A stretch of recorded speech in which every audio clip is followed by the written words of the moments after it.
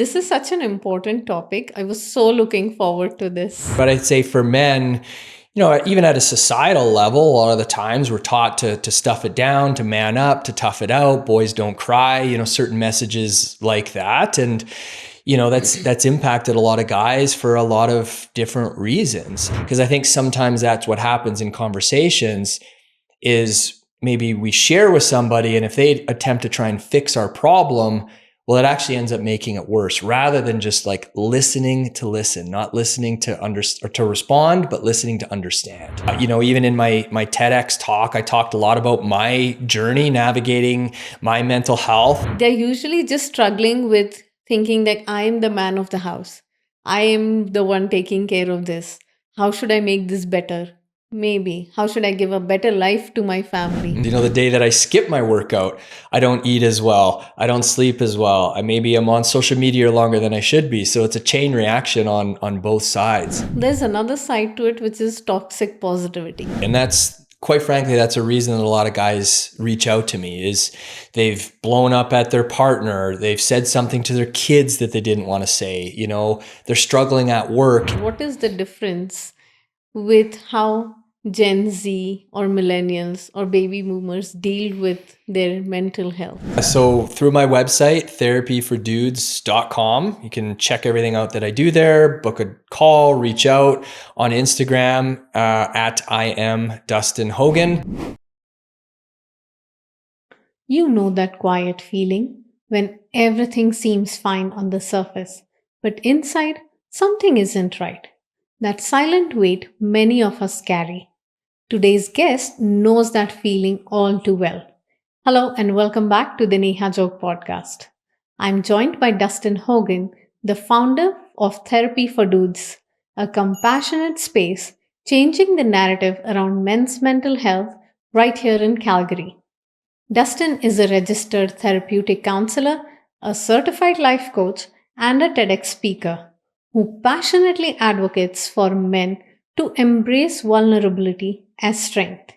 In our conversation, we talked about the silent crisis of men's mental health, why many struggle in isolation and the pressure to man up, and how this stigma can lead to anxiety, depression, and burnout.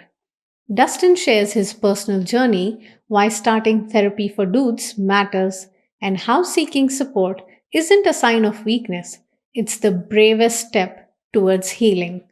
This episode is for any man or someone who cares about one, who's silently carrying that invisible load and wants to find clarity, connection, and peace. Before we dive in, if you are new here, hit that subscribe button. It helps me bring more important conversations like this one forward. So without any further ado, let's dive right in with Dustin Hogan. So hello, Dustin. Hello. Thank you so much. It's wonderful to have you on this episode. Yeah, thanks for having me. And this is such an important topic. I was so looking forward to this. So I have done a little bit research about you, but I would love to hear from you about your professional journey so far. So yeah, it's been an interesting professional journey over the last 15 or 20 years. I originally went to school for hotel management, worked in the hotel business for a number of years, transitioned out of that, started a landscaping business of all things, enjoyed that work, but wasn't super passionate about it. Left the landscaping industry into the music industry, pursuing a passion in music and DJing, which was like my first love from a career standpoint. And then that actually led me to teaching at a school in Vancouver that catered to anxious students, students that struggled in the traditional kind of high school stream. So I was teaching them music, I was teaching them DJing. And was loving it. And it was actually my first step into kind of counseling and coaching without even realizing it, because I'm talking to the kids about music and DJing, but really it was about life skills and how to be organized, how to have a vision. And it really set me up for, okay, maybe I could, step forward and pursue this coaching, this counseling piece. Still would be a couple more years until I did that. But transitioned out of that teaching role and then got into the speaking world. So traveled all around Canada, speaking in schools, all on social media safety and, really building a positive digital footprint. So that had a mental health component to it, but wasn't fully in the mental health space. So now we're in 2018, 2019. And then finally at that point is when I made the decision, okay, I want to go back to school again. I want to pursue counseling. A lot of people have been saying you should be a coach, you should be a counselor. I was kind of doing it already.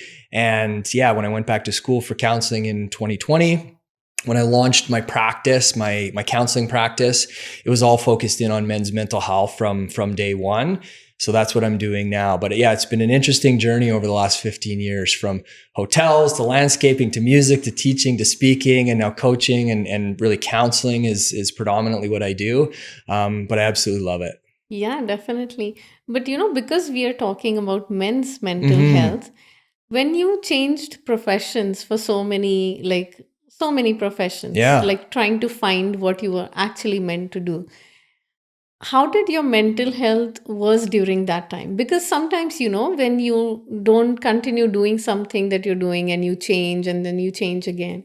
Maybe I come from a very community based background, like lots of friends and family, they influence your life. So how was it like? Did your family and friends like support you, or were they like, what are you even trying to do? Sort of. Probably a bit of both. I mean, I've got very supportive family. My parents are incredible. My sister, they're always cheering me on.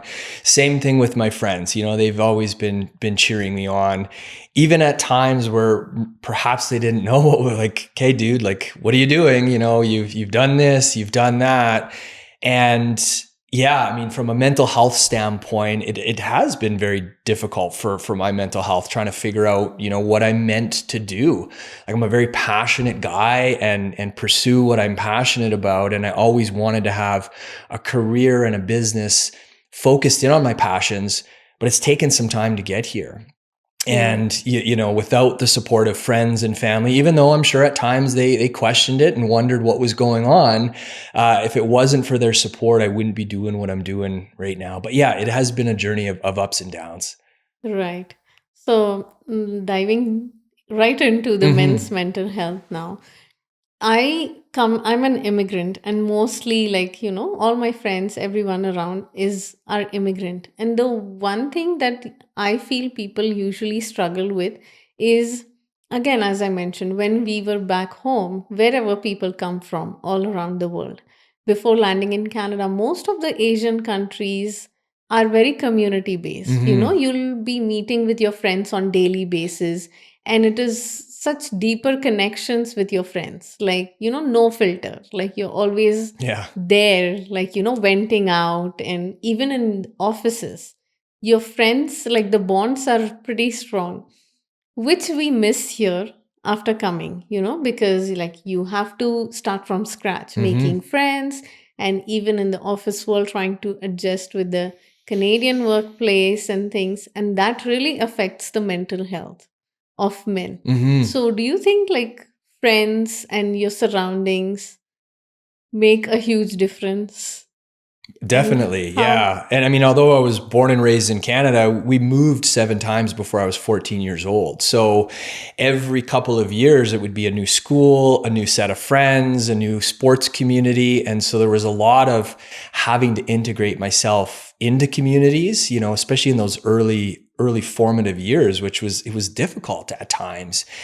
But now as an adult, I've recognized, how important, especially for men, a community is, brotherhood, having other dudes to be able to chat about things with. Yeah. And especially now as an adult, really recognizing how important that is, because for so many men, loneliness is like a really big thing that a lot of guys deal with. And I was reading an article a couple weeks ago that said there's a lot of men out there that don't have really anybody in their life that they could call if they needed, in a moment of distress. And I mean, it hurts my heart to think about that, because I've been so lucky and blessed with the people that are around me.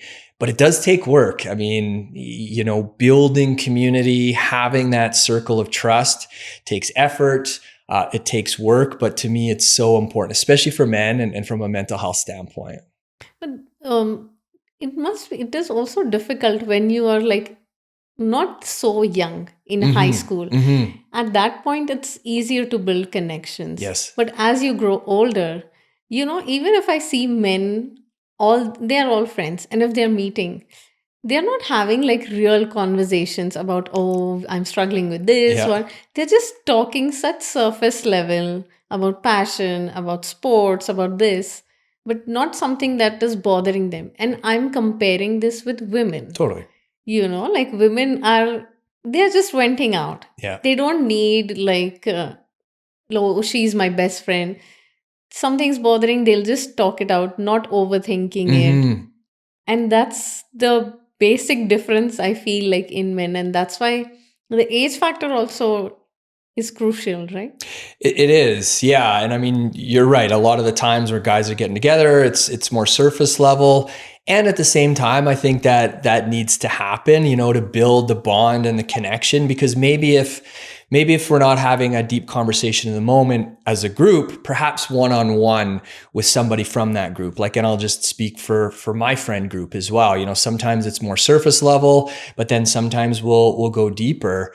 But one of the things I've done with my circle of friends is we actually started a book club. So it has been incredible. So with a couple of my friends that I've known for a number of years, my brother-in-law, every 6 to 8 weeks we get together. Someone chooses the book. We'll have a really deep discussion about that, usually over food, sometimes some wine as well. Right. And those are like real deep conversations. And if it wasn't for that environment that we've created, I don't think some of those conversations would happen. So I think there is opportunity for guys to have those deeper conversations. We may just need to work a little bit harder at it because it doesn't always come natural. Right. But how easy was it to bring everyone together for a book club? Because, again, not everyone is into books. Totally. Yeah. And I mean, I don't know if we'd call it easy. It started with just two of us and then it expanded out from there. And it's funny because when we do go out for dinner and to discuss the book, a lot of the times we'll say to the server, yeah, we're here for our book club. And they'll just laugh like, yeah, sure, a book club, right? We're like, no, actually, we're here for a book club. So I mean, that's just one idea. Another buddy of mine has like a group hike that he does once a week in the summer. So that's a great way to engage in deeper conversations, but then there's some physical aspects to it as well.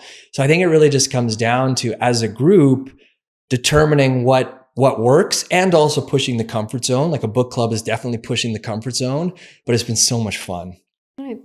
That's wonderful that it's working out for you. We're guys. like 36 or 37 books into it now, which is awesome. Yeah. Yeah.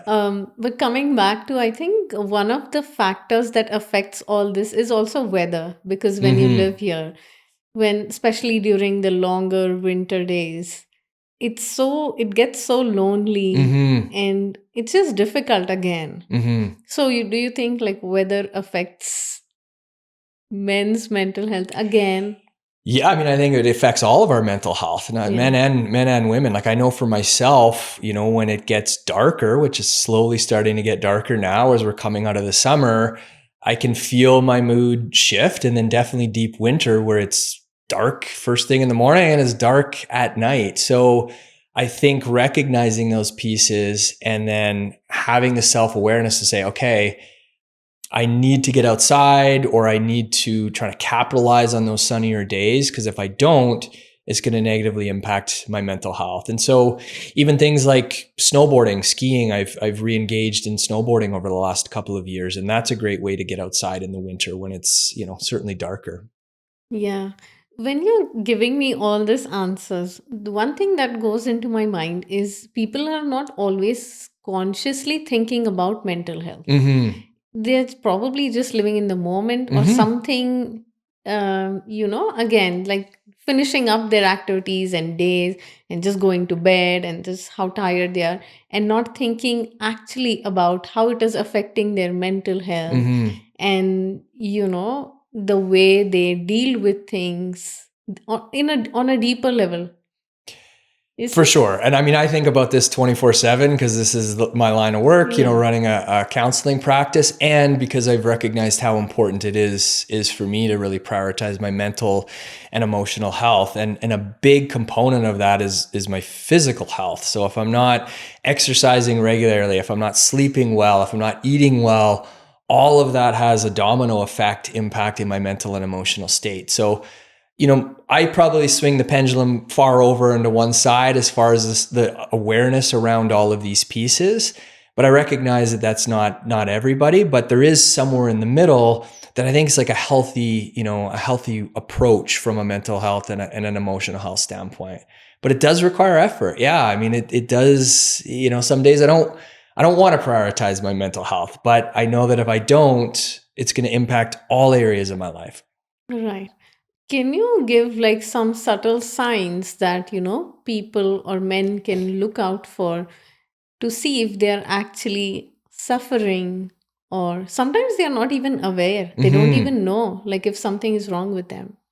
So I think, in line with the theme that we're talking about right now from a social standpoint, oftentimes if we're isolating from a social standpoint, maybe not wanting to socialize as much, that could be a sign that mental health is struggling. Less enjoyment in activities that perhaps we had enjoyment in before is also a sign as well. You think of things like ruminating thoughts. I mean, we all deal with stress, but anxiety really comes in when there's a lot of rumination there and it's stopping us or holding us back from things that we want to do on a regular basis. Physically, oftentimes mental health manifests from a physical standpoint. So, overly tired, those types of things, trouble sleeping, trouble getting to sleep. So sometimes these signs are like very obvious, but a lot of the times they're super subtle, but then they keep building and building and building until the point of, it really becomes an issue. Right. And I think sometimes men neglect all of these signs so easily. Like, because I think our lives are so busy and nobody talks much about mental health and these things. So the awareness is so low. And again, I don't know, like, you would know better, like, Yeah. why men have not been focusing on men's mental health aspect. And honestly, if I talk to people, or if there was a survey to be done, there are a lot of people who are affected by these. Yes. By loneliness, Yep. or as you said, not enjoying activities and struggle with physical health, mental health.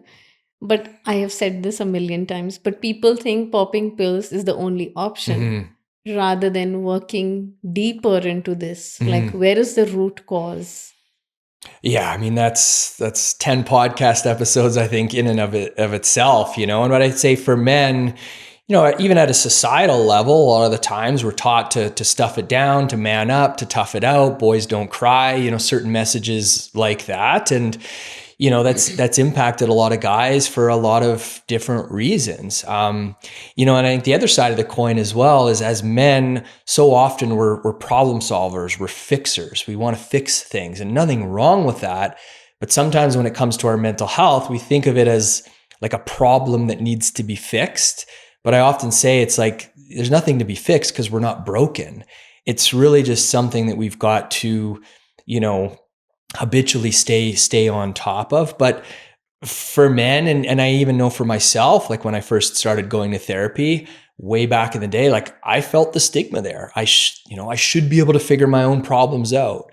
And so many men just like stuff it down, suppress until it gets to the point where they can no longer deal with it. But if we were to just back things up, and I think if us men would talk about things sooner, and I know it's easier said than done, especially culturally and for different backgrounds and those types of things. But if we could get just more comfortable with talking about certain challenges earlier on, I think it would stop a lot of the problems that we're facing right now. And going back to your point is, I think there's a real ripple effect of positivity that can come from men, just talking about our challenges more regularly. It impacts me positively, my friends, my family, as I'm a better version of myself. Yeah. But there's another side to it, which is toxic positivity. Totally. people just want to radiate positivity so much. Yeah, Like, oh, just talk positive. Why do you want to talk about these things? Or being grateful? All that is good, but you still have to work on things that are not working. yeah, The toxic positivity and just showing gratefulness or being positive when you're actually struggling is so, I don't believe in that. for But do sure. you think that's a problem? I think it can be. Yeah. I mean, if I'm in a very negative headspace, just trying to focus in on super positive, my brain is just going to say, no, that's not true because it's such a swing. So I often say, okay, like what's even a neutral thought right now? What's more of a balanced thought? And let's focus in on that. And then we can work to more authentic positivity, not trying to swing the pendulum all the way to the positive side. Because like I said, so often the brain is just going to say, no, that's not true. So in those moments where we're struggling, it's trying to reframe it to something that's a little bit more balanced, a little bit more neutral, rather than trying to make it all positive all of the time. Because yeah, it's an inauthentic approach. Yeah, and I think it's just going to make your problems worse Hmm. because that is going to pile up somehow, and it is going to show up in ways that are not pleasant. I agree. Yeah. Um, when you are talking about men's perspective about themselves, how they think of themselves as problem fixers, I think physically, women usually complain about how they do the most heavy lifting. They'll take care of the kids, the cooking, the household, they're working as well. And men's contribution sometimes is not equivalent. But still, men are mostly struggling. I don't know why. Because they think they are responsible for the household, or you should tell me. I don't know. Like, they're usually just struggling with thinking that I am the man of the house. I am the one taking care of this. How should I make this better? Maybe. How should I give a better life to my family? Hmm. What can I do? So, that overthinking maybe is affecting them. And women, again, they are doing the physical overlifting. Sure. Like, okay, let's help out as much as we can. So, that's again like sort of doesn't fit. And you would, and this I'm saying from a women's perspective, to understand like if this is what men are struggling with, is this true or Hmm. no? I think you nailed it. Yes. I mean, and both men and women, we're all facing challenges. Let's be real here. I mean, that's the reality, especially in Yeah. this day and age. But what you said, I mean, hits it right on the head. And so many of the guys that reach out to me, it's like they feel like they're carrying the weight of the world on their shoulders. It's like they want to provide, they want to show up strong while also emotional. It's like the problems that they're dealing with, they don't want to have to bring that home to put more burden on their wife, on their kids, feeling the stress at work, feeling the stress internally, seeking a sense of purpose, and all the while doing a lot of this in silence. And I think that's the key. As you said, women are more likely to just talk about things and offload some of that emotional and mental weight that they're carrying. Whereas guys, we don't tend to do that. We tend to just pile more and more on. And when things get tough, we tend to just pile more on because we think that's the way through it. But then as we've seen, things can just crumble. But yeah, this idea of like feeling like we're carrying the weight of the world on our shoulders, every single day I talk to guys about that in my practice. And it's hard to hear because I get it. Like I've felt that way myself, and still feel that way at times. But I think that's the real key is men feel like they've got to carry the weight of the world on their shoulders and they can't talk to anybody about it. That's to me the biggest challenge. Right. And I've said this multiple times, but even like when me and my husband talk, like I love sitting and chatting with him so Yeah, much. And it feels like a therapy to me. So just talking to someone you trust and who's close to you is actually like a therapy. totally. if you have like a couple of people around, like for in my case, I have my husband, I have my brother, I have my mom. I talk to them. Like, something that Yeah. it's just women to women, I'll talk to my mom. Something like related to my family, I'll talk to my brother. So it just feels so good. And talking is such an underrated thing to do, an activity, Yeah. which I think like a book club, we should talk just talking sessions. Yeah. Yeah. I mean, I could not agree more with that. I mean, that's one of the reasons that I wanted to get into the mental health space is I recognized for myself the importance of having deep, open, and vulnerable conversations at varying levels, depending on the relationship, and even in a professional setting as well. So I could not agree more that it's so important, especially for us men to just chat and to be able to get stuff out. So many days in my practice, I'll be working with a client and we'll be talking for an hour and I'll maybe talk for 10% of the conversation. And by the end of it, I'll say, how are you doing? Just want to check in. Oh, I feel so much lighter. Thank you so much. This helped in so many ways. I didn't do anything. I just asked a couple like strategic questions, but I think going back to what you said, having a safe space to be able to express, that's the key. Because it's not like having a conversation is important, but it needs to be contextual in that there needs to be that sense of safety where somebody is truly listening to empathize, to understand, not to try and fix. Because I think sometimes that's what happens in conversations is maybe we share with somebody and if they attempt to try and fix our problem, well, it actually ends up making it worse rather than just like listening to listen, not listening to or to respond, but listening to understand. Yeah, again, like listening, Mm-hmm. that aspect is missing, I feel like, because like people are ready to talk, but there are not many people who actually want to listen to you. Mm-hmm. Again, some people will bring out the toxic positivity. Oh, you're just overthinking, just brushing it off, like what you're trying to say and your problems, rather than actively listening, Mm-hmm. just listening. I think even that is missing in today's world. It is. Well, I mean, you think of these devices that we carry around with us and, our attention span is shrinking by the day, it seems. So it's understandable, the environment that we're in these days doesn't really lead to a lot of depth from a listening standpoint, but active listening to me it's an absolute superpower of holding space for somebody to be able to share, reflecting back what I'm hearing, asking good open-ended questions to keep the conversation going. And it's really that feeling of being listening to understand somebody rather than listening to just try and add my 2 cents or to respond. We've all been in a conversation with somebody where we can feel that they're only listening because they want to add their response or they want to add their opinion. Nothing wrong with that at times because it goes back and forth, but there's something magical when someone is like truly listening at a deep, deep level. Yeah, patiently. Yes. Yeah. Without rushing you. Exactly. Yeah. I totally get it. Like, and I think those connections are like getting rare these days. Mm-hmm. That's the problem. But because you work with men on daily basis and their mental health, how do you think a men's mental health is at this point? Like, how are people doing in general?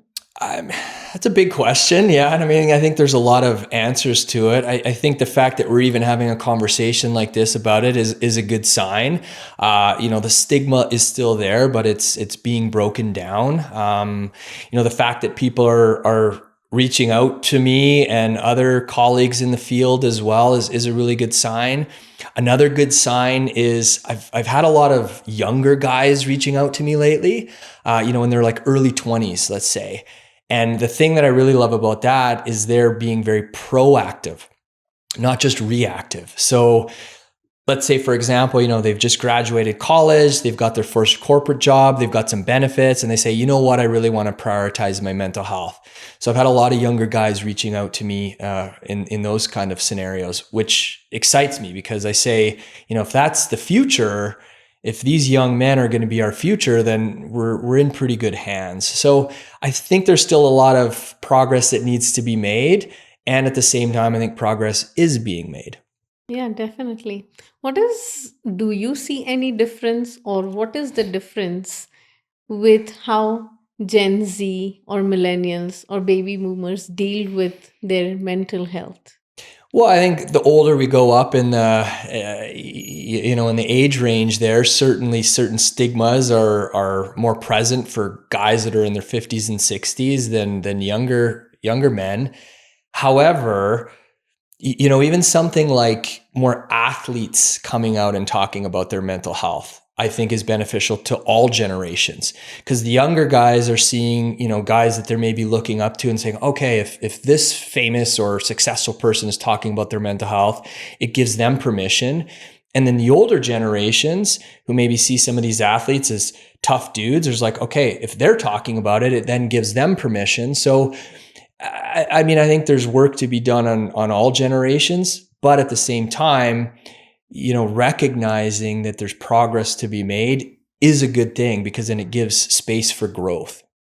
Yeah. But like as you mentioned, like younger generation, like probably Gen Zs, are more proactive. They don't wait for problems to occur and hitting the rock bottom. Do you see there is a difference between baby boomers? They'll be like, unless and until their problem is like their neck deep down in it, they won't reach out.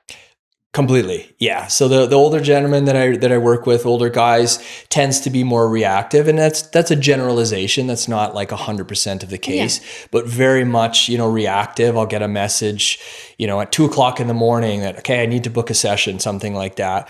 Whereas the younger guys, yeah, they will be more proactive, because I think mental health has been more part of their conversation growing up. And, even though these devices that we carry have negative impacts, I also think it's helped to spread, positive information, or at least empowering information from a mental health standpoint. So yeah, to your point, the younger guys are maybe a bit more proactive than the older ones, but I think everyone's got an opportunity to move things forward, regardless of why they reach out to me, whether it's in a reactive mode or proactive. At least they're doing it. And to me, that fires me up. These days, like a lot of celebrity interviews, even like I look up, or athletes, they talk about how they are always working with their therapist or counselors. And this has almost become like having like how you all have a family doctor. These days, everyone should have a therapist. Like, the proactiveness, I think I see that. There are so many people who meet with their therapist on at least monthly basis. Again, proactiveness or this sort of awareness, like you need to have a therapist. And sometimes it's childhood trauma or something you don't know. And it's just these sessions that help you, actually understand yourself, where your problems come to, what were the root causes, why are you the way you are now, and how you need to change it, right? Totally. Yes. And part of it is that deep work of, getting to the bottom of things. One of the things that I really integrate in my work, especially with men, is a lot of tools and strategies. Especially as guys, we it's one thing to talk about it, but I want to work on something. I want to have a tool or a strategy. So that's been a real big part of my work as well, is yes, the talking component, digging in deep, but then beyond the session, okay, what are you going to be working on over this next week or this next month when you do find yourself in that situation and struggling to communicate, or your emotional state is becoming dysregulated? Having tools to be able to deal with those things in very practical ways, especially for men, I find to be super, super important. Yeah, again, like they think that they are working on something. Totally. And this physical aspect of it, right? Yes, and very like goal oriented. As men, as problem solvers and fixers, we like to have something that we're working on. And so to me, it's no different from a therapy standpoint. So when I started my practice, I knew from day one that I wanted it to be very results focused, solutions focused, tools and strategies focused, and it works super, super well for us men. Yeah, but on the contrary, does this perspective or the character that we have built, or this sort of mold that we have built for men, that, oh, tough it out, you're a man, does that is that the cause of the problem? Like, that's what is going on in their mind. And that's what stops them from like seeking out for help. Maybe you've said this before, but I'm just reconfirming. Like, we need to change this narrative about men. Like, just man up or just don't cry. Don't be such a, I don't know, like weakling. Yeah, I mean they're powerful messages that a lot of men have received and have had a very negative impact. And so, kind of back to the point from earlier, I think just even having these types of conversations gives other men the permission.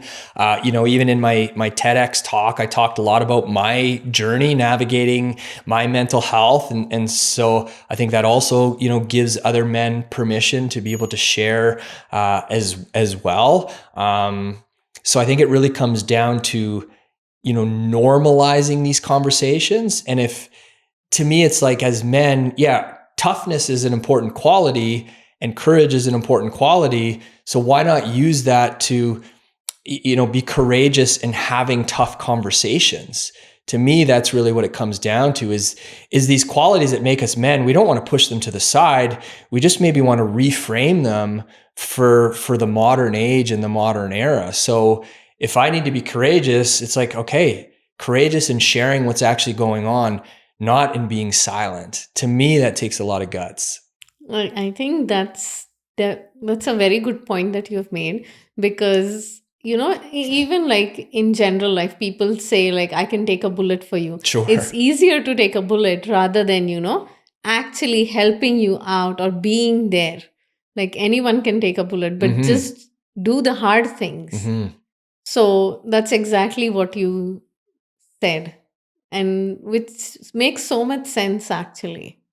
Yeah. And I mean, I see it in my friends, when they open up and they're vulnerable, it then gives me permission to be open and vulnerable, and then, vice versa. So it becomes this very positive feedback loop. But if I'm staying silent because I think that's the tough way, it's actually very counterintuitive, because it just makes me go deeper into myself, and I'm not benefiting those in my life the way that I could if I were to just open up and share, like, dude, it's hard right now. I need some support. Nobody's going to say no to that. Yeah. But it does take that first courageous step to say, yeah, I'm not okay right now. Yeah. Again, like just the safe space. I think I would be more comfortable doing this with my childhood friends, let's say, because that trust factor is there. Yeah. But as you grow up, like even if I come up to someone and say I need support, there are so many hesitations that I have. Like, what if they make fun of me? What if they go to other 10 people and talk about me? Oh, yeah, she came to me and this is what she was going through. Yeah. I don't want to be part or like be a name in that conversation. So I think again, like adulthood and making friends in adulthood and then making it go deep, like, making those bonds is a little difficult, but it'll come with work. It's difficult for sure, but it's worth it. And I say, yeah, we've got to be discerning of who we're having those conversations with. I'm not, in the lineup at Safeway just sharing my life stories with somebody that's behind me.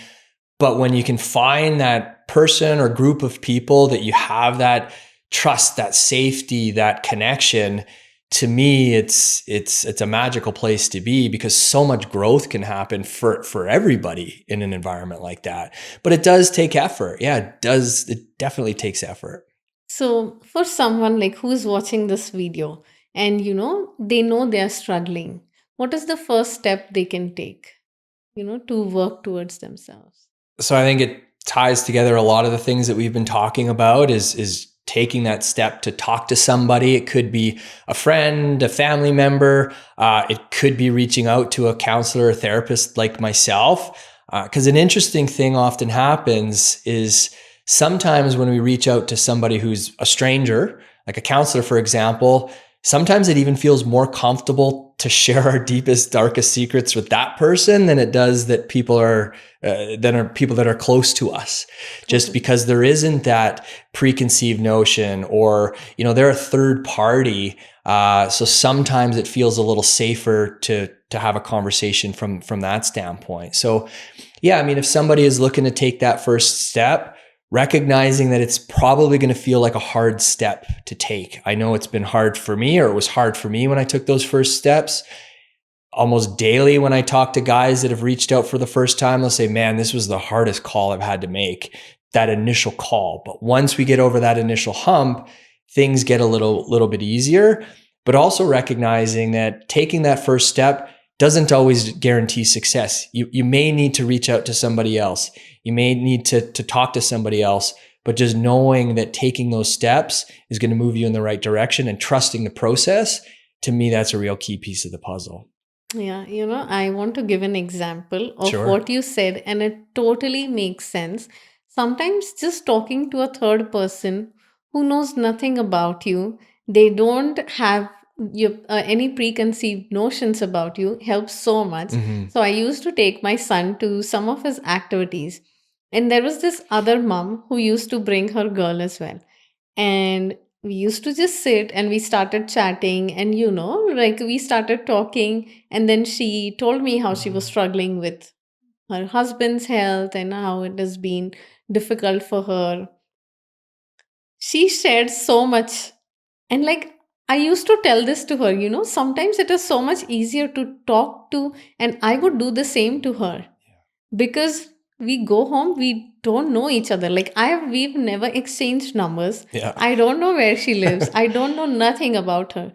But it is just like a therapy. Yes. Like our kids were doing their own activities, but we would talk, because even if sometimes you share something with your family, they would like try to be like take sides sometimes, like, no, this is your thing to do, like you should take responsibility or anything. I'm not even saying good or bad. Yeah. But they would sometimes pick side, or if they say something that you don't want to listen, then it doesn't even come good to you. Yeah. So talking to a third person, I think it's the best. It is. Yeah. sometimes. It's hugely beneficial because there's a lack of judgment there, right? This Yeah. person doesn't know anything about me other than what we're talking about right now. So yeah, it's always been fascinating to me why that scenario often feels easier to talk about things than with somebody that we know, but it makes sense, especially based on what you're sharing here. Yeah.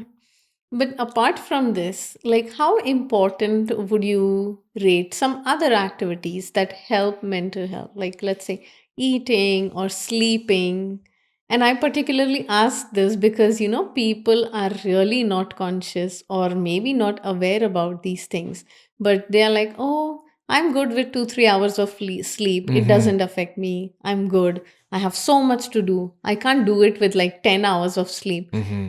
And in my mind, like, I don't know, just the way I am built, I feel like my sleep is the most important. If I don't publish a podcast on a weekend, that's fine with me. But I need that sleep. I need that mental, healing. My body needs to heal before I go back the next day. So you are a professional. So how true is this? Like, Very true. Yeah. And I mean, I know in my life and with clients as well. So for me, yes, obviously sleep is super important. Eating well is super important. But to me, the top of the priority list and the hierarchy of priorities is exercise, and especially from a mental health standpoint, there's so much research out there that shows and proves that a certain amount of exercise over the course of a week has got the same, if not better, effects than a lot of the most popular antidepressants that are on the market. So finding exercise that works for you, to me, is absolutely key. Physically, mentally, there's a sense of accomplishment that comes from, finishing an exercise routine or a workout. There's can be a social aspect to it as well, depending on, if you're at the gym or in a class. So I think there's so many benefits to it. And to me, it's not just any one of these things that leads to positive and strong mental health. It's everything from sleep, food, exercise, socializing, our work environment, the weather, the climate, the environment that we're in. All of this adds up to create overall mental and emotional wellness. So we've got to keep that in mind, that it's across the board. It's not just one thing, it's everything working together. It's an irony, to be honest. Like, you work so hard to build a life. I don't know, like maybe you have goals to achieve, like you want $1 million or you want a next house, a big car, but you ignore yourself. Like, if you are not there, how are these things going to help you? So, and there are so many researches. What you said exactly, like 1 hour of exercise could get you off. It is so good for your body. So many researches around it, but still people, I know no one who's been so consistent about exercise. They're like, I don't have time. They just don't have time.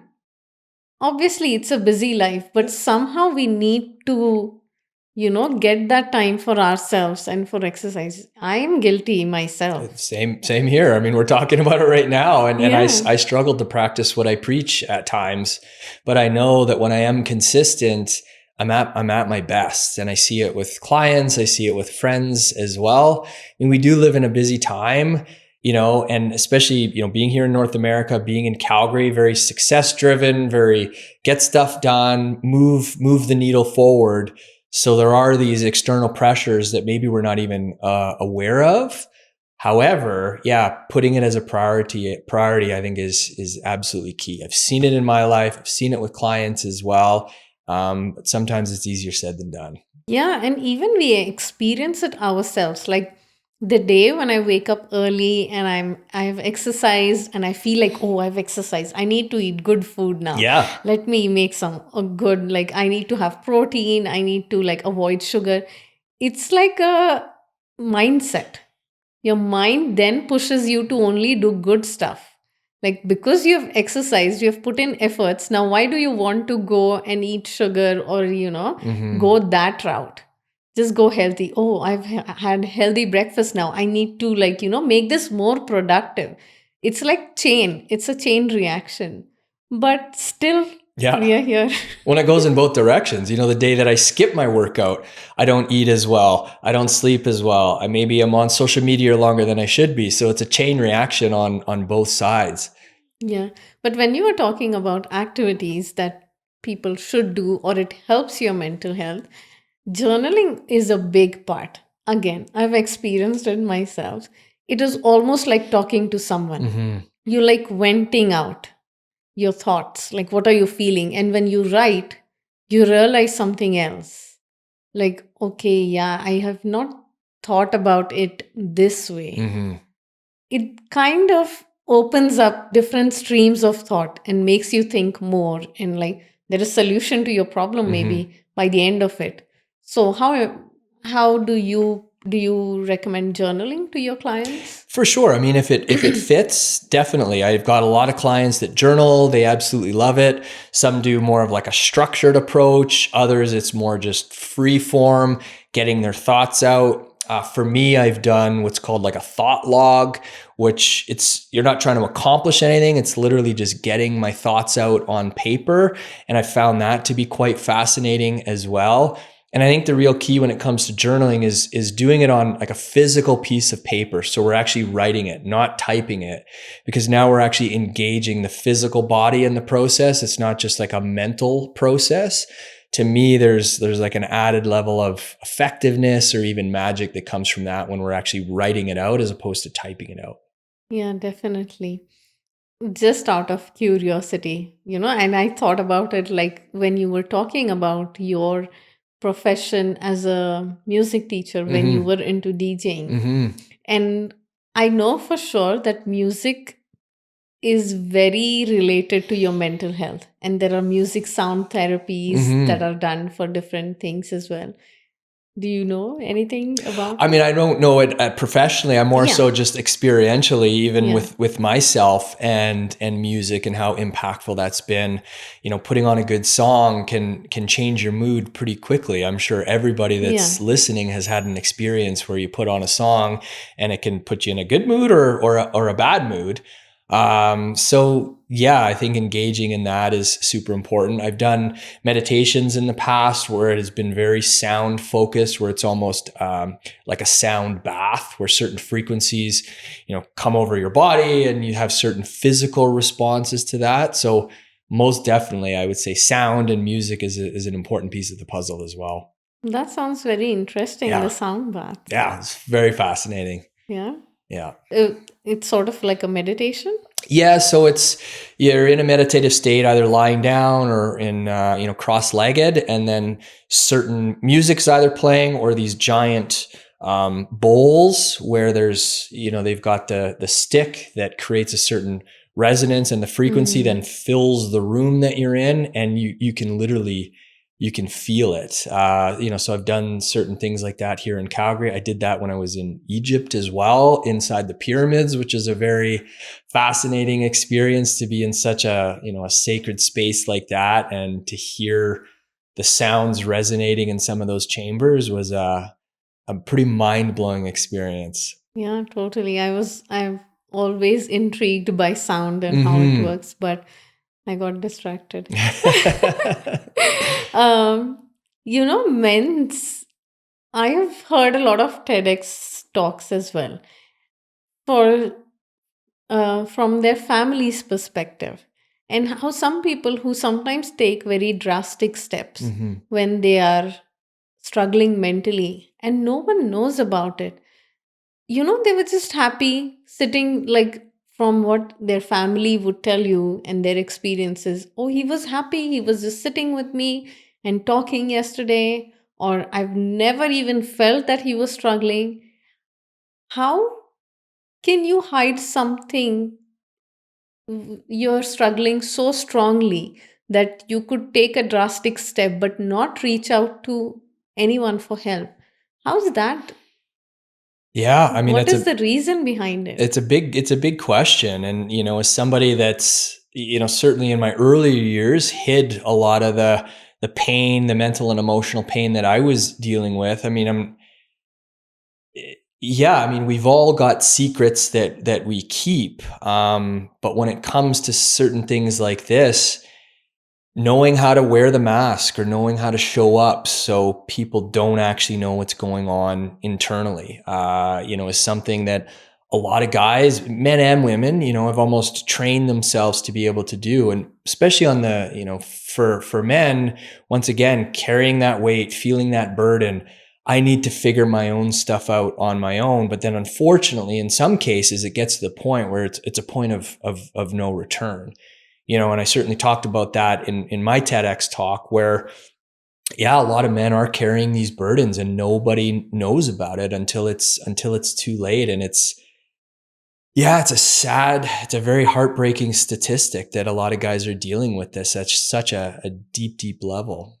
Yeah, I think that's when, like what I said earlier, everyone having a therapist is like becoming a new norm, which is like awesome. Like, It I is. totally love it. But sometimes some people, they do not have good experience with counselor. Not particularly negative, but they don't feel like it's worth it. Yeah. Oh, I didn't get anything out of it. Just feels like waste of time or something like that. So, and they give up on therapy altogether. What would you recommend? Like trying different therapists who you think works best for you, rather than giving up altogether? Totally. And it's easier said than done, because it does take effort to reach out in the first place. And if that's not a good fit, to reach out again. But I would just speak from my own experiences. Once I found the right fit, I mean, it's worth its weight in gold, because then you have that safe, that comfortable, that vulnerable space to be able to share. But it does take effort. I mean, it's the same thing of, finding a partner in life. It's like, sure, you've got to date around at times to be able to find that right fit. Careers, right? I had to try out different careers to find that right fit. And it was tough along the process. However, once you find that right fit, especially from a counselor and a therapist standpoint, it's so, so worth it.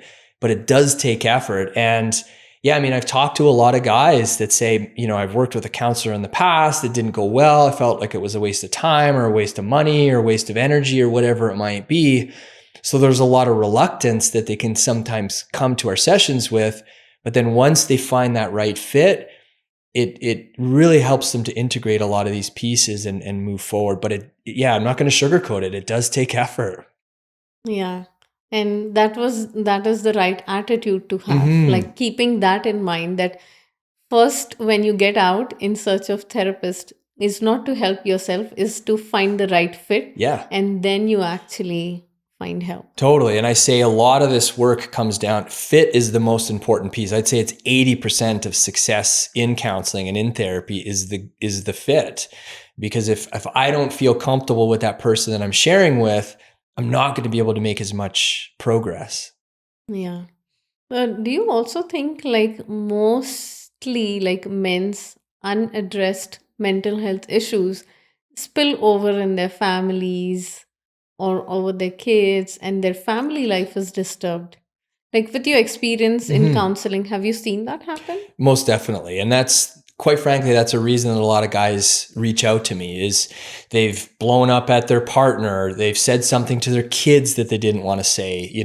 They're struggling at work and something has happened where they check in and say, okay, something's not right. I need to check myself. I need to work on this. So 100% it spills over into family life, home life, work life. But then the other side of the coin is when they do work on these things, it then positively impacts home life, family life, communication, kids, work. So it goes both ways. When unaddressed, yes, there's those negative impacts throughout their life, but when they address it in the right way, it has this positive ripple that impacts everybody that they cross paths with. And to me, that's the exciting piece about this work is when we as guys work on ourselves, everybody around us sees the benefit from that. Definitely. And from a partner's perspective, sometimes, people like maybe women or men, I don't know, see that I see my man, he's struggling, but I don't know what to do. And sometimes, like, what would your advice be to them? So letting them know you're there is step number one. When they do share, listen without fear, listen without judgment, listen without trying to fix them. Simply just listen, encourage them to take the steps that they need, but also recognize that, a lot of guys are going to take those steps when they feel ready. If they feel forced into it or pushed into it, they're probably going to resist, but also that gentle, authentic encouragement definitely is going to help as well. Yeah, that's such a valuable thing. Like, just letting them know that you're there and maybe they could try therapy. It sort of like helps them, reassures, but not even pushes them because, again, there is a stigma around taking help for your mental health for some reason that, like I'm not struggling, I don't need help, sort of. But just to let them know there is an option you might want to, that should work. For sure. Yeah, letting them know that there's those options, supporting them in those options, but not pushing too hard. Okay. Yeah. You mentioned already what to do, but are there any other don'ts, like what not to do while you see your partner suffering?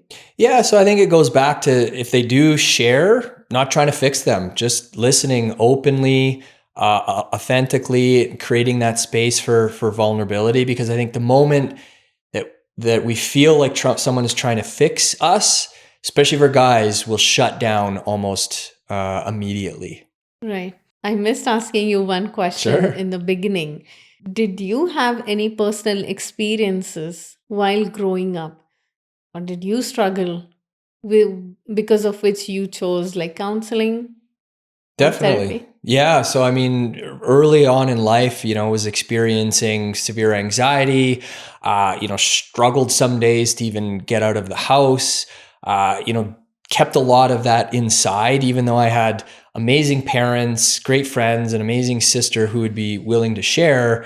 Even at that young age, I felt like I needed to keep it in. And then as I progressed into my teens, started to deal with, darker thoughts, depression, the anxiety was still there. And then moving into like a young adult, and as an adult, as I then got out into the world and had some of those ups and downs from a career standpoint, things not working out, things not going according to plan, that really sent my mental health spiraling and questioning myself, low self-worth, low self-esteem, feeling like a failure, feeling like a deep, deep imposter at times. So then fast forward when I decided to launch my practice, I knew from day one that I wanted to be focused on men's mental health because as a guy, a young boy all the way up into an adult, feeling like I needed to have it, keep it inside was quite painful. So I knew that I wanted to support men and being able to open up, because once I finally opened up, I saw how beneficial it was. Yeah. Um, I know you only work with men's mental health, and maybe this is not the right question, but I still want to ask, like, how do we raise kids in a positive way that, that doesn't keeping their mental health in mind, basically? I think for the first piece is really just recognizing and teaching both young boys and girls how to express themselves emotionally, especially our young boys, being able to have accurate and precise language to describe, I'm sad, I'm hurt, I'm overwhelmed, I'm happy, I'm joyful. I think a lot of young boys maybe don't have that language to be able to describe what's going on emotionally. And then you bring in the stigma of, boys don't cry, man up, tough it out. It just closes things down more and more and more. And it's not that we're trying to create these overly emotional young men, but we want to create young men that have the emotional vocabulary to be able to describe what's going on so they can vent it out and do something about it rather than it building and building and building. So I think early on, those are some very simple tools, like even just a feelings wheel, sharing that with kids. It's like a circular wheel, colorful with different feelings on it. Being able to name it, being able to identify it is so simple, yet such a powerful tool. And even now with, grown men, that's one of the first tools that I often share with them is, dude, what are you feeling right now? Because saying I feel good, bad, or fine, none of those are feelings. None of those are emotions, but being able to say, I feel hurt, or I feel overwhelmed, or I feel excited, I feel joyful. It gives a name to what's going on from an emotional standpoint, which gives us power and control back, which as a young kid, that's important, all the way up to an adult as well. This is such an important, I have learned something new today. I feel like I should print the wheel and Yeah. have it for my son. Oh, yeah. But coming back to men's mental health, do you also feel like with your experience working with so many people, men tie their mental health with the financial success they have or how good they've done in life? 100%. And same goes for me. So much of, my worth over the years was tied to success, whatever that looks like, business, career, financial, because as men, I think inherently, yeah, we're fixers, we're problem solvers, but we're also purpose driven. And a lot of the times when it comes to our purpose, a lot of that is tied up into our careers or our businesses. So there's nothing wrong with that. The challenge becomes when the pendulum swings too far over, that so much of our identity is caught up in that. And if we were to lose that, we end up losing part of ourselves. So it's just that recognition that, yes, having a purpose is important, but also recognizing that who I am isn't in my bank account or the work that I'm doing. That's a part of me, but that's not the entirety of me. So I think that's where the challenge becomes, is when as men, we wrap 100% of who we are into that external success. Because when that's gone, essentially what we're saying is we're nothing, but obviously that's not the case. So it's just recognizing that fine line and that balance between, yes, I want to have a purpose, I want to be driven towards goals, but that's just a part of me. It's not the entirety of who I am. Right. And is there a common trait like this one that you see with most of the men that come to you for help? And can you share an example, obviously without taking any names, Because, like, when you hear some personal real life stories, that's when it's just different. Yeah, so I mean, even here working in Calgary, right? A lot of very successful people and a lot of high performing guys that I work with.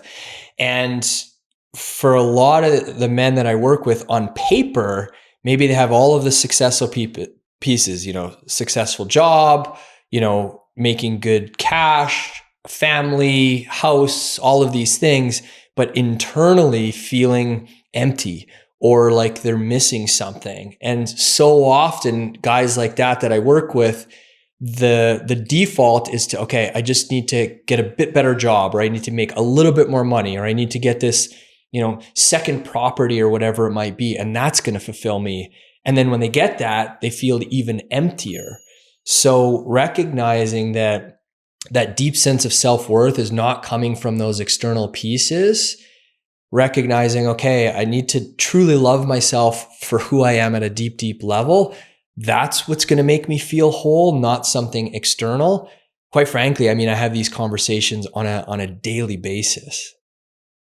Because you see all of this on daily basis, Mm-hmm. what are some of the changes you would want to see workplaces make, like, for men's mental health? Like, what would you love to see? Like, I would want workplaces to do this for men's Mm-hmm. mental health, and that would help so much. So that's a great question. And I mean, even I've, had the privilege of speaking at some oil companies here in the city as part of some other organizations that I do work with.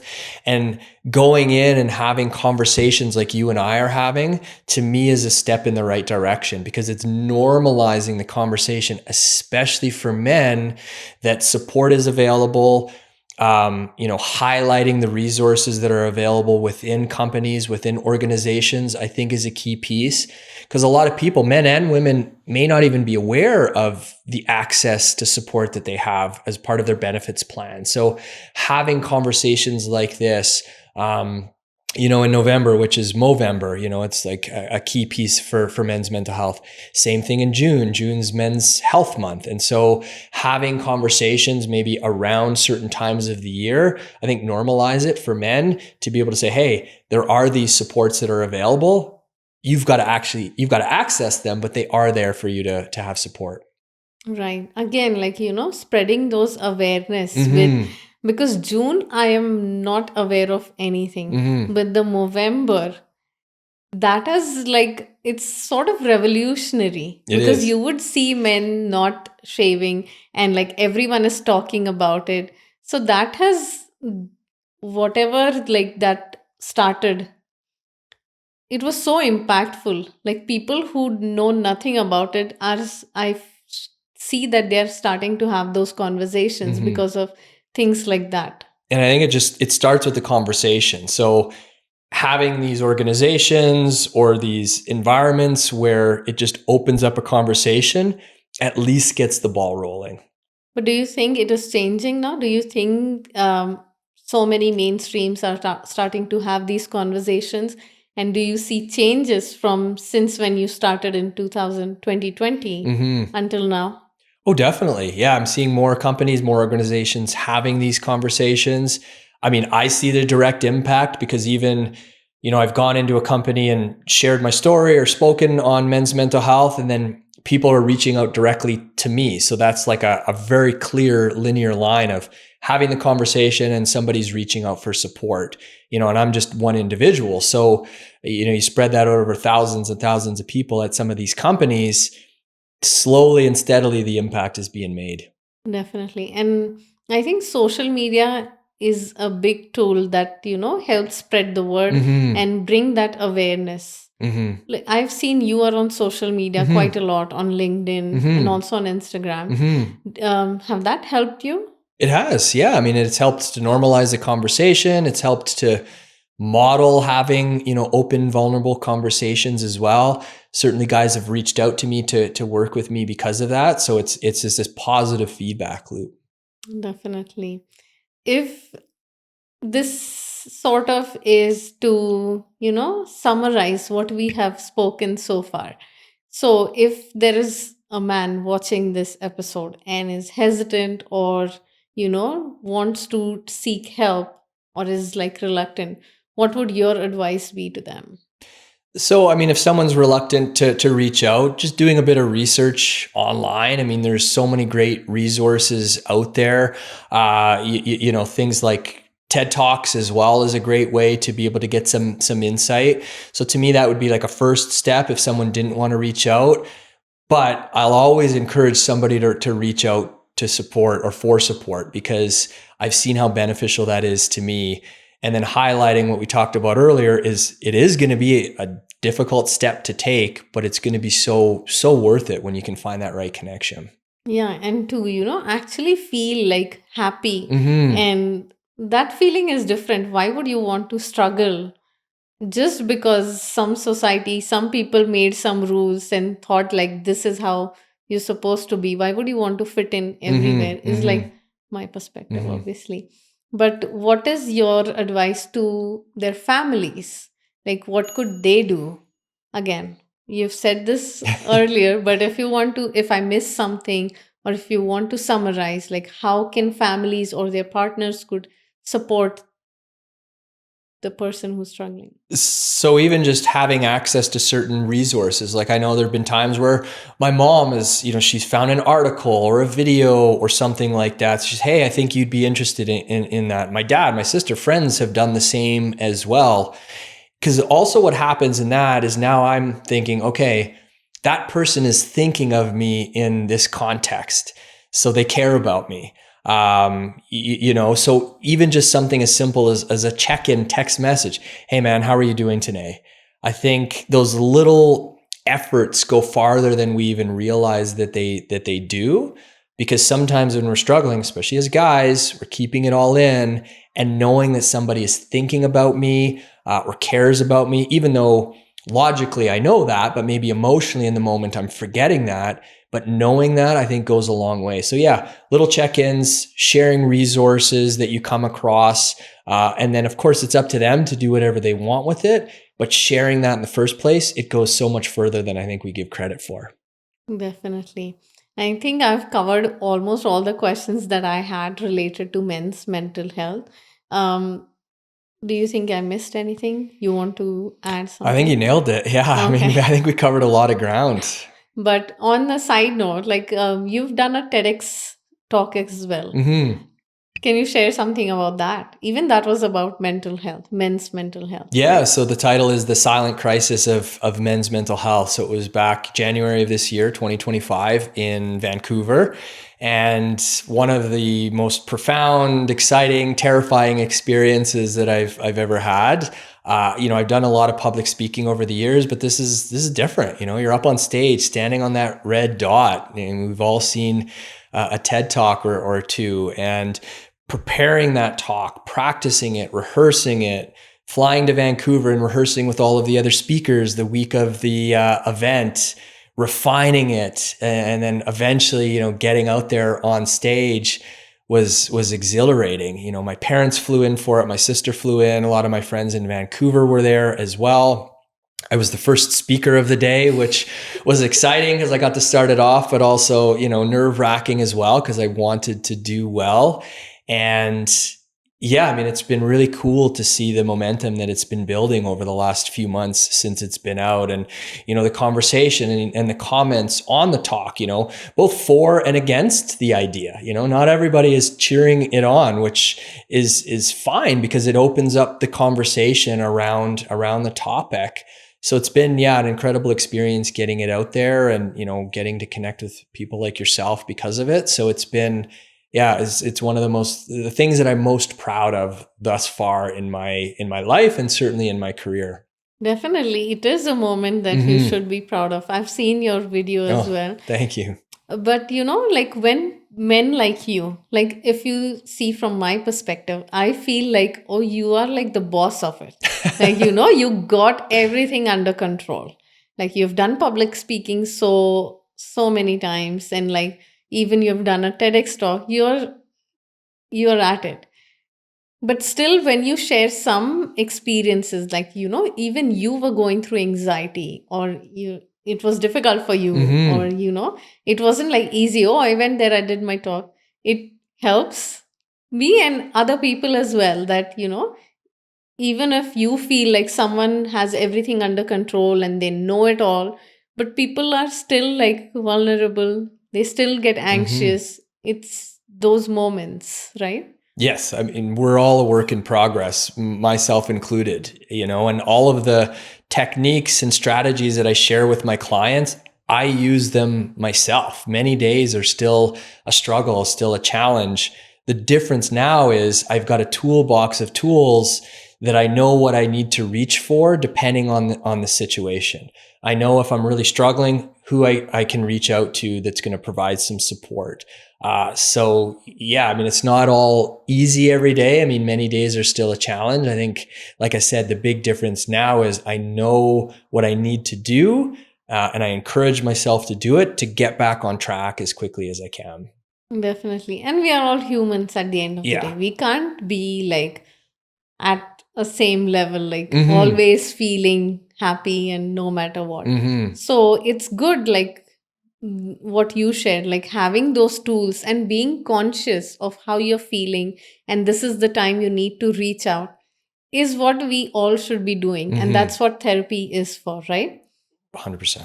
And if like people, anyone watching this wants to get in touch with you for a therapy or just for a chat, what would be the best way to reach out to you?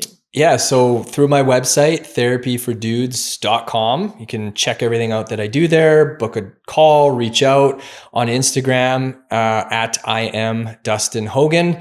And then, of course, you can watch the YouTube video, the TEDx talk. Just type in my name, Dustin Hogan, or The Silent Crisis of Men's Mental Health, and that will pop up. But always happy to chat with people, whether we work together or not, doesn't matter. Always just happy to have these types of conversations. Definitely. And I'll link everything down Oh, below cool. in the video. Thank you. So that was it. Like, it was wonderful having you. And, some episodes that I shoot, I look forward to it so much. And this was one of it, men's mental Cool. health, because I myself have seen men struggling and taking help and how it is beneficial for them.